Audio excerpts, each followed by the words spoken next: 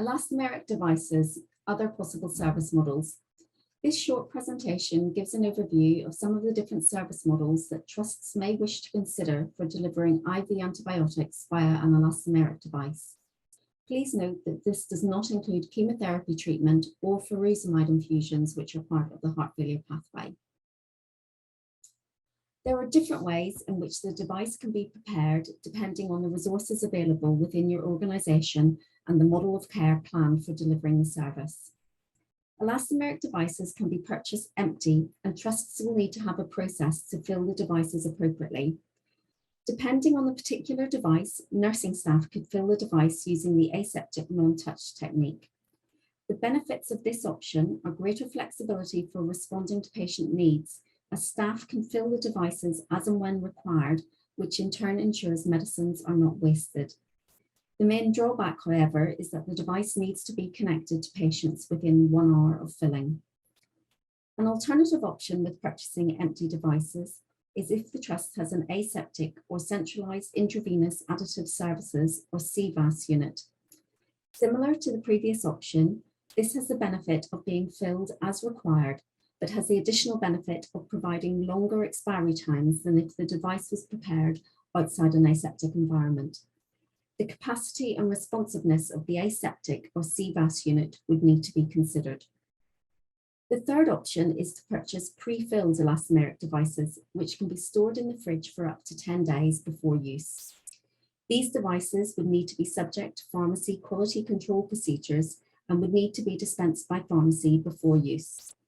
The benefits of this option are the convenience of pre-filled devices and no requirement by trust staff to fill the device prior to administration.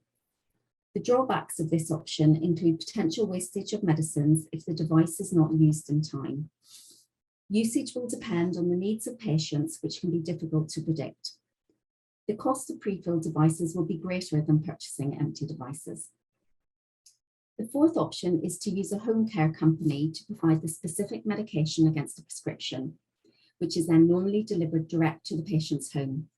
The benefit of this option is that the trust does not need to use resources to prepare and transport the devices. It could be a model of care for predictable discharges for long-term antibiotic usage. The drawbacks, however, are that there is usually a delay of approximately 48 hours between the prescription being sent and medications being delivered. This would result in patients having to wait longer in hospital, and so the full benefit of releasing bed days will not be realised.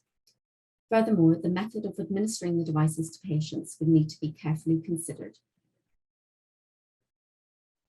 Outpatient parenteral antimicrobial therapy, or OPAT, is becoming increasingly used as a means of treating patients who need long courses of IV antibiotics, but who do not need to stay in hospital for any other reason.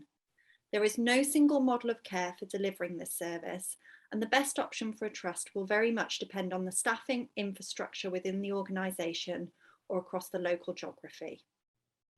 The first option is usually referred to as a hospital at home, where clinical staff will visit a patient in their own home to deliver care. Within OUH, this is provided by the trust themselves, with nursing staff filling the device in hospital before transporting it to the patient's homes. However, it could also be undertaken by a community trust if they provide a hospital at home service or possibly district nursing teams. Clear governance arrangements would need to be in place regarding which trust has oversight of the patients and who the patient should contact if they have any concerns or issues. This model of care could be delivered with devices that are filled by the nursing team, pre-filled devices, or devices delivered direct to patients' homes. Trusts will need to work through the different options and decide on the best option based on staffing, infrastructure, and costs. The second possible model is where patients are asked to attend the hospital each day, either to an ambulatory ward or outpatient department, to have their device changed. This has the advantage of not requiring a hospital at home service. However, consideration would need to be given to the impact on patients being required to travel to daily appointments, plus additional nursing resources may be required to administer the devices to patients within the hospital setting. The third possible model of care is for patients to be taught to administer the device themselves. This option would require pre-filled devices to be delivered to the patient's home with clear guidance on how to store the device, dispose of used devices, and a clear escalation plan for any potential issues. Additional consideration would need to be given to patient selection, as this option would require patients to be particularly vigilant for any potential signs of concern. Plus, patients' dexterity would need to be considered to ensure they could change the device themselves.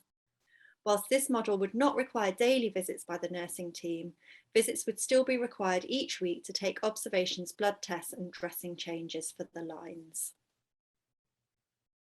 If you would like any more information, please contact Alison via the email shown.